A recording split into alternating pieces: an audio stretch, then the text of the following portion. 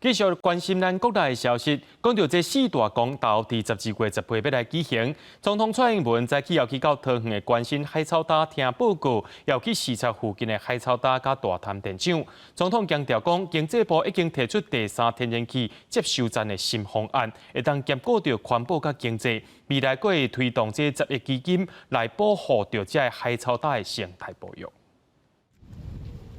就任后，头届登到桃园关心海草大，总统蔡英文具这中油，重新8当前所写的海草大永存，承诺无变。当时是为了要呼吁保护、关心藻礁。今天我们看到的关心藻礁，事实上已经做了非常好的一个保育的措施哦。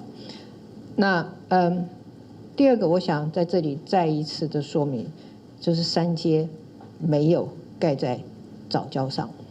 蔡英文透早小连续对关心到大潭视察海草大生态，也搁有大潭电厂。伊表示，根据调查资料，海草大数量增加，中油嘛无起伫海草大顶悬，第3接收站已经离正恒，嘛大幅缩小开发面积，强调能源建设通甲生态共存相赢。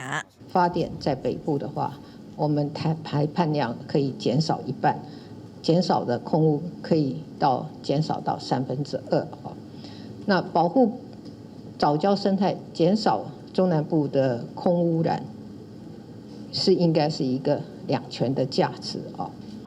蔡英文表示，中油3节的开发对大潭电厂真重要，会当稳定未来北部电力的供应，嘛会当减少中南部小土炭，是未来减碳能源转型的关键。面对外界质疑3节工程会破坏海草大生态，伊选择亲自解说，嘛表示未来会设10亿的基金，推动海草大生态保育，希望用行动加扣一寡票，确保天然气接收站的开发进行。